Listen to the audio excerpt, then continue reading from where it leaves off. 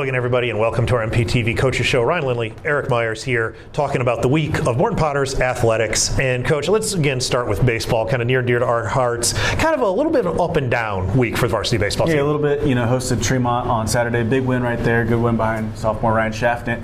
And then, Monday, get into this battle with East Peoria. Didn't go our way. We lost that game. But kind of for the past couple weeks, we've been up, we've been down, up, down, right in this roller coaster of emotion a little bit. Struggle a little bit in conference play right now, but now's the time the Potters really got to get this thing together, right? Yeah, 2.5 weeks left, essentially. About a week left until regional, seedings, or I guess the coaches vote for the regional pairings, and then you'll see the seedings about, 3-4 days after that. So, kind of important this next week to maybe get that 3-4 game winning streak as you roll into that seeding area. Yeah, definitely. Want to get the bats hot, want to be rolling as you go into the postseason.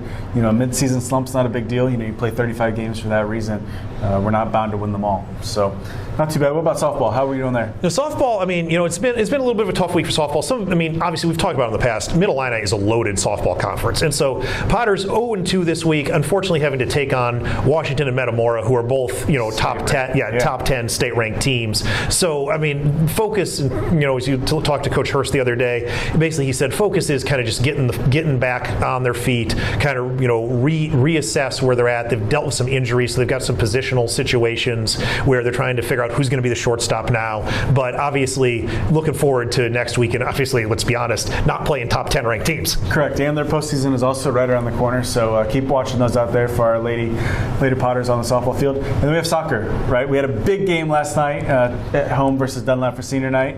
What do we got there? Yeah, unfortunately, Potters fall 2-1 to Dunlap. Dunlap, obviously scored 2 early goals. Potters answered back with a goal from Abby Keltner, but just couldn't finish the deal to try to get that tie that does move Dunlap into first place. But the positive for the Potters is that Dunlap's got a couple tough games left, so the Potters can finish out with a couple conference wins. They've got a chance to at least tie for a conference title. Yeah, for those of you not paying attention, the Mid-Atlantic Conference is really, really tough in just about every sports. So, it's another big one right there. I haven't had much bass fishing news this week. I don't think we got a lot going on there. Track and field's kind of in a little bit of a limbo, would you say? Yeah, they had great efforts this past weekend. We've talked a little bit. We talked with Coach Zeller last week. Morton Distance Gala was huge. Great attendance. Several Potters, finishing top 3 or 4 in several events. Personal records were broken right there, so it was really good meet right there with our 200+ athletes, 20+ schools. Actually, if you want to catch that one, it's on MPTV on NFH Network, so you can go back and watch that 4-hour track distance gala, watch people run around track, which is always exciting. But Mid-Atlantic Conference is next for them, which is May 9th, so next Tuesday. So it'll be a good one. Everybody's getting ready for that. Yeah, and I think both the boys and the girls feel like they have a chance to win that Mid-Atlantic title. Obviously, expectations are really high. We talked last week to Josh and Layton about their goals to make it to state, but first thing on that road to state is trying to take home conference titles. Yeah, and then moving on to boys tennis, I think we've rebounded a little bit against that Dunlap loss, and we're still hitting, the hardwood courts pretty hard right there. Yeah, and their goal, obviously, kind of the same thing. I think they got one more conference dual meet, or they may have actually played that this week. But then, so by the time you're watching this, they'll have completed that final conference dual meet. They're getting ready for Mid-Illini Conference tournament. Again, chance maybe for a little revenge against Dunlap, right? You end up losing to them in the regular season, but if you go back and beat them in the conference tournament, you can take home a Mid-Illini title. Yeah, for the team. And tennis is one of those unique sports where we can go individual and team. Yeah. So we'll be keeping you guys up to date on what's happening there as well. So what am I missing, Coach? Well, we had a chance, big news. We mentioned it at the end of the show last week, but big news at Morton High School. New co-band directors, Katrina Fitzpatrick and Craig Hatter. And so we had a chance to sit down with Mr. Hatter, talk about his new role as the co-director of the Morton Marching Band. Welcome back, everybody, to our MPTV Coaches Show. Ryan Lindley, and now joined by Craig Hatter, and brand new position now, co-band director with Katrina Fitzpatrick. First of all, just congratulations. Thank you. Really appreciate it. So talk to me a little bit. Obviously, you've been in that assistant role. You're now moving into the co-director's role, working with Katrina. Kind of talk about maybe the two of you, and you've obviously worked together in the past, but how does that kind of blend together now in that kind of co-leadership type role? Biggest thing for us is providing consistency for the students. So just making sure that the trips are still happening. We're still having the opportunity to perform at Illinois State Contest with the marching band, with the concert ensembles, and then keeping the team at the numbers that we've been at for the past couple of years. It's really just about making sure that the students have the best possible experience, and I think that we're setting them up to do that for this next season. Awesome. And then talk, I guess, more personally, kind of from your perspective. Obviously, you came here 3 years ago, right? And so obviously, you've been in a position with that leadership role as assistant director, you know, and co-director's type role. What do you take from it? Like, what have you learned these past 3 years that you feel like has you ready to move into that next role? Got to check the emails. That's the biggest thing. Lots of emails, lots of communication. But we have a really well-established rapport with a lot of other people in the state, throughout the country that know the Morton Band's name. So whenever we need support, whenever we need something, there's a large team of people that have our back. So it's been really awesome to kind of in that transition process see that. Kind of just talk about that a little bit and talk about just not only obviously the people in the state, but the Morton community. Like, how much does it mean, you know, you've seen it now for several years, the community backing that you get too?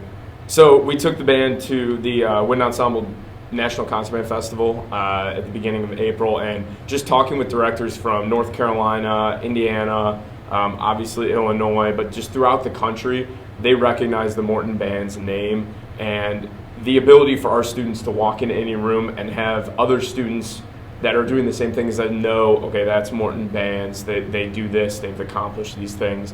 17-year straight 2A champions at ISU, state champions this last year, National Concert Band Fest, Super State.